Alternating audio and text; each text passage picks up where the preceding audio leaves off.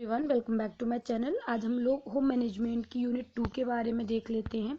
Home management की unit 2 का हमारा टॉपिक है समय और ऊर्जा। एलटी ग्रेड का सिलेबस अगर आप देखेंगे तो आपको होम मैनेजमेंट जो आपका सेकंड सेक्शन है उसमें आपकी यूनिट 2 में समय और ऊर्जा प्रबंधन के बारे में उन्होंने बात की है, जिसमें प्रिंसिपल्स ऑफ सेविंग और time and energy, importance of time, sources of saving, work simplification, उसकी importance, principle, work chart and work distribution के बारे में इन्होंने पूछा है। तो सबसे पहले हम लोग देख लेते हैं कि सेविंग क्या होती है, बचत क्या होती है। देखिए, बचत का जो सिद्धांत है वो उपभोक्ता की जो बचत का सिद्धांत है उसका प्रतिपादन सन 1844 यानी कि 1844 ईस्वी में फ्रांसीसी अर्थशास्त्री आर जे ड्यूगिट ने किया था। किसने किया था, कब किया था, वो कहाँ से थे, ये तीनों चीजें आपको याद रखनी है। इसके बाद में ड्यूगिट के बाद में प्रोफेसर मार्शल ने इसकी व्याख्या अपनी पुस्तक प्रिंसिपल ऑफ इकोनॉमिक्स में की थी। तो देखिए, अगर आपसे पूछा जाए कि व्याख्या किसने की है बचत के सिद्धांत की, तो वो आपकी मार्शल ने की है। और इसको प्रतिपादन किसने किया है इसका, तो वो आपका ड्यूगिट ने किया है, आरजे ड्यूगिट ने। ठीक है, 1844 में, ये याद रखेंगे। उपभोक्ता बचत का आशय और परिभाषा क्या है।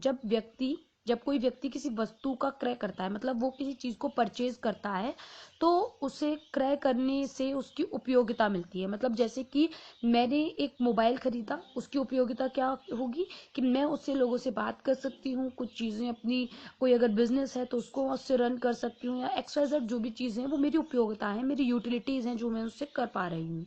परंतु क्रय करने के लिए उसे वस्तु की कीमत का त्याग करना होता है। जैसे कि मैंने मोबाइल परचेज किया तो उसके लिए मुझे 20, 30, 40 हजार जो भी है उसके लिए मुझे कुछ पैसे को लोग उसको देना पड़ा परचेज करने के लिए। तो मैंने कुछ कीमत का त्याग किया, जिसे उपभोक्ता का त्याग कहते हैं। तो देखिए, यहाँ पे बेसिक ये बताया गया है कि जब भी आप कोई चीज परचेज करते हो, आप एज अ कंज्यूमर एक चीज परचेज करते हो, परचेज करने में आप उस चीज से उपयोगिता लेते हो, यूटिलिटी लेते हो। वो जो यूटिलिटी होती है, जो भी आप उसका क्रय करते हो, उससे आपको एक यूटिलिटी मिलती है, लेकिन उस यूटिलिटी को लेने के लिए आपको कुछ आपका अमाउंट जो है वो आपको छोड़ना पड़ता है, उसका त्याग करना पड़ता है, जो कि आपका उपयोगिता का त्याग कहलाता है। क्योंकि आपने उस चीज की उसको यूज करने के लिए कुछ चीज का त्याग किया है, इसीलिए वो उपयोगिता का त्याग है। यदि क्रय की गई वस्तु की उपयोगिता त्याग से ज्यादा हो तो उपभोक्ता बचत या उपभोक्ता बेशी भी इसे कहा जाता है। जैसे कि आपने एक मोबाइल लिया जिसकी कीमत की 20 हजार थी, और आप उससे अपना बिजनेस रन कर रहे हैं, जिससे आप महीने के 20 से 40 हजार रुपए कमा रहे हैं, तो वो आपकी उपभोक्ता की बचत हो जाएगी। यानी कि आपने एक बार इन्वेस्टमेंट किया, बट आप उससे उस इन्वेस्टमेंट से काफी ज्यादा कमा रहे हैं। जैसे कि आपने एक दवाई ली और परचेज की, और दवाई से आपको फौरन ही आराम मिल गया, तो वो क्या होगा, वो उसकी उपभोक्ता की बचत होगी। अगर आप वो दवाई लेते हो और उससे आपको आराम नहीं मिलता, तो क्या होता, वहां पे आपका नुकसान हो जाता, तो वो उपभोक्ता की बचत नहीं कहलाता। प्रोफेसर मार्शल के अनुसार किसी वस्तु के उपभोग से वंचित रहने की अपेक्षा उपभोक्ता जो कीमत देने के लिए तत्पर रहता है तथा वास्तव में जो कीमत देता है, उसी अंतर को उपभोक्ता बचत कहते हैं। यानी कि उन्होंने बोला है कि आप किसी भी चीज को न खरीदने की बजाय अगर आप उसकी कोई कीमत देते हैं, आप रेडी हैं कि मुझे मोबाइल लेना है और मैं उसकी कीमत देने को तैयार हूँ, वास्तव में जो कीमत देते हैं और उसी का जो अंतर होता है, मतलब जो आप देने को तैयार है, आप सोचते हैं कि मैं हाँ 30 तक का मोबाइल ले लूंगा, लेकिन आपको लगता है कि 20 वाले में फीचर्स ज्यादा है, मतलब मेरा काम चल जाएगा, बढ़िया है, तो वो आपकी बचत हो जाएगी उस अमाउंट की, जो आपने 30 वाले के लिए सोचा था, लेकिन 20 में आपको वो सारी क्वालिटीज मिल रही हैं।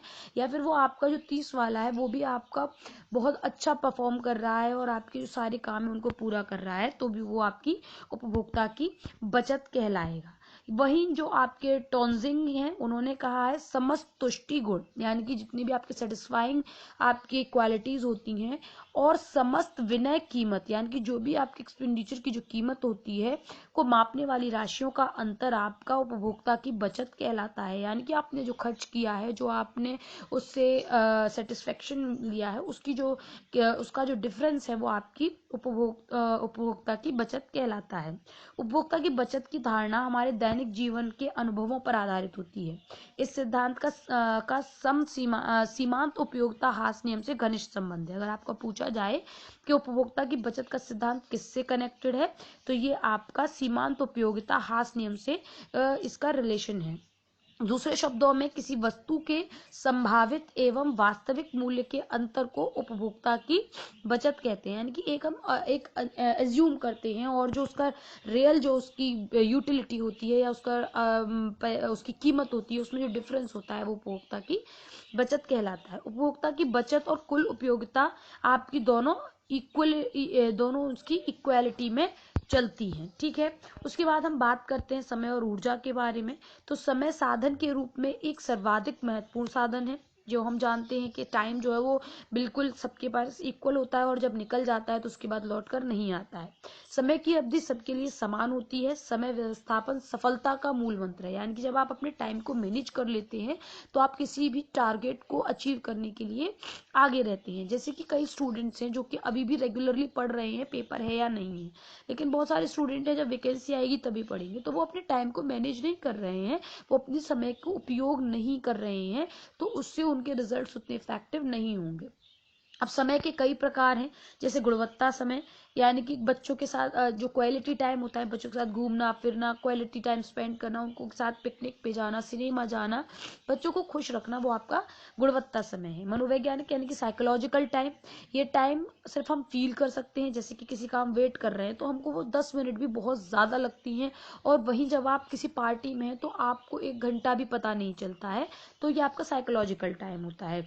जैविक समय क्या होता है? जैविक समय का तात्पर्य जीवों के भीतर एक निश्चित समय से होता है। मतलब आपको अपने आप ऑटोमेटिकली एक टाइम पर भूख लगने लगती है, एक टाइम पर आपको अपने आप नींद आने लगती है, वो आपका बायोलॉजिकल टाइम होता है। समय सीमा क्या है? प्रत्येक व्यक्ति के पास 24 घंटे हैं। उन्हीं 24 घंटे में अगर एक वुमेन अपने घर के कामों को भी देखती है और वो वर्किंग भी है, तो दोनों को ही उसी समय सीमा, उन्हीं 24 घंटों में उसको कंप्लीट करना है। या फिर एक कहें कि आपको एक टास्क दिया जाता है कि आपको इस 24 घंटे में घर के काम भी करने हैं और आपको मार्केटिंग भी करनी है, अपने बच्चों को भी संभालना है, तो वो आपकी समय सीमा होती है। इस तरीके से समय कई तरीके के हो सकते हैं। समय प्रबंधन की जो परिभाषा है उसके बारे में बात कर लेते हैं। तो परिवार में होने वाली विभिन्न क्रियाओं तथा उपलब्ध समय के बीच में अनुकूलतम समायोजन, यानी कि जब आप एडजस्टमेंट कर रहे हैं, इसके लिए जो प्रक्रिया प्रयोग में लाई जाती है उसे हम समय प्रबंधन कहते हैं। आपके पास बहुत सारे काम हैं, उन सभी में एडजस्टमेंट कर रहे हैं, उनके साथ में आप एडजस्टमेंट करते हुए अपने कामों को पूरा कर रहे हैं अब गिवन टाइम पीरियड में, वो आपका टाइम मैनेजमेंट कहलाता है। समय प्रबंधन की प्रक्रिया के 3 प्रमुख चरण होते हैं, मतलब 3 स्टेजेस में ही होता है। एक तो समय आयोजन, उसके बाद है समय आयोजन प्रक्रिया का नियंत्रण, मतलब आपने एक फ्रेमवर्क बना लिया कि मैं इस टाइम तक ये कंप्लीट करूंगी, इस टाइम तक ये कंप्लीट करूंगी, उस पर नियंत्रण भी जरूरी है। जब वो समय उतना हो जाए तो आप जो काम है उसको छोड़ दीजिए, अपना दूसरा काम शुरू कीजिए। उसके बाद है मूल्यांकन, यानी कि इवेल्युएट करना कि मैंने जो प्लान बनाया था वो ठीक से रन हुआ या नहीं। समय आयोजन क्या है? इसके अंतर्गत सभी गृह कार्यों को सुचारू रूप से करने के लिए समय योजना बनाई जाती है, जिसका अर्थ है निश्चित समय अवधि के भीतर किसी कार्य को पूरा करना। ठीक है, इसके चरण क्या होते हैं? कार्य सूची बनाकर समूहों में बांटना, अनुमानित समय का निर्धारण करना, समय क्रम निर्धारित करना, मतलब सीक्वेंस को डिसाइड करना, टाइम को डिसाइड करना, ग्रुप्स में डिवाइड करना, उसको व्यय समय में उपलब्ध समय के साथ समन्वय करना, जो आपने एक्सपेंड कर दिया है टाइम और जो आपके पास अभी अवेलेबल है उसके बीच में आपको समन्वय करना, यानी कि आपको एडजस्टमेंट करना। उस योजना का लेखन, यानी कि जो भी आपने प्लान बनाया है उसको राइट डाउन करना, नोट डाउन करना, और योजना के समन्वय पर काम करना, यानी कि जो भी आपने प्लान बनाया है उसके ऊपर आप वर्क करेंगे। फिर उसके बाद है समय आयोजन प्रक्रिया का नियंत्रण, यानी कि ये पता लगाना कि लगाने में सहायक होता है कि आपने जो भी अनुमानित समय बनाया था, जो टाइम टेबल बनाया था, वो सही से इम्प्लीमेंट हुआ है या नहीं, या फिर आप उसका नियंत्रण कर ही नहीं पाए। यानी कि उसमें स्पष्ट, व्यवहारिक और तर्कसंगत और लचीलापन होना बहुत जरूरी है, जिससे कि आप प्रोग्राम, अगर कोई भी जैसे गेस्ट आ जाए या कोई बहुत अर्जेंट काम हो जाए तो आप उसको एडजस्ट कर सकें। समय आयोजन का नियंत्रण में क्या होता है? जब भी आप कोई प्रोग्राम, कोई भी चार्ट बनाते हैं, जो भी चीज बनाते हैं अपनी लक्ष्य प्राप्ति के लिए, मूल्यांकन करते हैं उसका, उसमें जो विश्लेषण किया जाता है, तो ये जो मूल्यांकन के लिए चार्ट बनाते हैं कि आपने सही टाइम पर किया, यानी जैसे आप एक चेकलिस्ट टाइप बनाते हैं उस तरीके से ये बनता है। इसे हम गैंट चार्ट भी कहते हैं। इसमें आप चेक करते हैं कि आपने ऑन टाइम सारे टास्क पूरे किए या नहीं किए। ये आपका तीनों चरण में काम करता है। अब समय व्यवस्थापन के निर्धारक तत्व क्या है कि समय मूल्य, यानी कि आपको टाइम की वैल्यू होनी चाहिए। उसका सदुपयोग और दुरुपयोग आपके ऊपर निर्भर करता है कि आप किस तरीके से करेंगे। उसकी सकारात्मक और जब आप किसी भी टाइम को अपनी अच्छी तरीके से करते हैं तो उसके सकारात्मक प्रभाव देखने को मिलते हैं, पूरा दिन अच्छा निकलता है। जैसे कि आपको ऑफिस जाना है और आप अपने टाइम से थोड़ा सा पहले बस स्टॉप पर पहुंच गए और आपकी बस आपको मिल गई, तो आपका पूरा दिन जो है वो पॉजिटिव जाएगा। वहीं अगर आपने अपने समय पर नहीं पहुंचे, बस निकल गई, तो आपको ऑटो लेना पड़ेगा या फिर आपको किसी अलग तरीके से जाना पड़ेगा।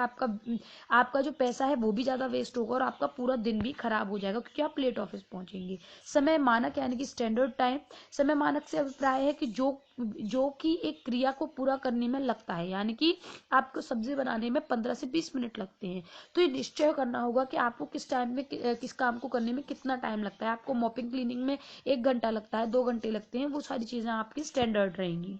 समय क्रम यानी कि एक दिन में किए गए समस्त कार्यों में जो क्रम व्यवस्था होगी कि आप सुबह पहले जग के क्या करेंगे, क्लीनिंग करेंगे या नाश्ता बनाएंगे या पहले नहाने जाएंगे, तो ये आपका समय का क्रम रहेगा। कार्यभार यानी कि पूरे दिन में लेडी के पास में एक ऐसा पीक टाइम होता है जब सबसे ज्यादा काम होते हैं, जैसे कि सुबह के वक्त उन्हें नाश्ता भी बनाना है, उन्हें घर की सफाई भी करनी है, और जब कोई ऑफिस जा रहा है तो लंच की भी प्रिपरेशन करनी है, तो वो आपका वर्कलोड होता है जिसमें आपका एक पीक टाइम आता है। फिर है आपका कार्यवक्र, यानी कि जो आप काम करते हैं उसमें ये एक तरीके से यंत्र की तरह काम करता है, ये उद्योग में उपयोग में लाया जाता है। कार्यवक्र में निर्धारित समय में कार्य के उत्पादन में परिवर्तन को दर्शाता है, यानी कि जैसे कि आप सुबह जगे तो आपकी 4 स्टेजेस में आपका काम होता है। प्रारंभिक अवस्था जिसमें आपके पास एनर्जी हाई है, काम भी हाई है, तो आप अच्छी तरीके से निकालते हुए ले जाएंगे। फिर उसके बाद आपका एनर्जी लो होती जाएगी, वर्कलोड आपका कम बढ़ेगा बढ़ेगा बढ़ेगा और उसके बाद थोड़ा कम होता जाएगा। इस तरीके से 4 स्टेजेस में रहता है। प्रारंभिक अवस्था, विस्तार अवस्था, संकुचित और फिर है सेवानिवृत्ति अवस्था। ये आपके लाइफ साइकिल में भी होता है। जैसे कि आप इनिशियली जब एक छोटे बच्चे होते हैं, प्रारंभिक अवस्था में आपके पास ज्यादा लोड नहीं होता है पर एनर्जी हाई लेवल की रहती है। विस्तार अवस्था में आपकी एनर्जी और काम दोनों पर प्रॉपर होते हैं। संकुचित अवस्था में आपके पास समय ज्यादा होता है, एनर्जी कम होती है, और सेवानिवृत्ति में आपके समय और ऊर्जा दोनों ही कम हो जाती है। ये आपके जीवन चक्र पर भी इस व्यवस्थापन का असर पड़ता है। आपकी जो नेक्स्ट टॉपिक है ऊर्जा व्यवस्थापन, नेक्स्ट वीडियो में देखेंगे पार्ट 2 में। वीडियो अच्छी लगी हो तो लाइक शेयर एंड कमेंट करें। कोई क्वेश्चन हो तो आप मुझे कमेंट सेक्शन में पूछ सकते हैं, और आपको अगर नोट्स परचेज करने हैं तो आप टेलीग्राम पर कॉन्टेक्ट कर सकते हैं, लिंक आपको डिस्क्रिप्शन बॉक्स में दे रखी है। Thank you for watching my video and have a good day. Bye bye.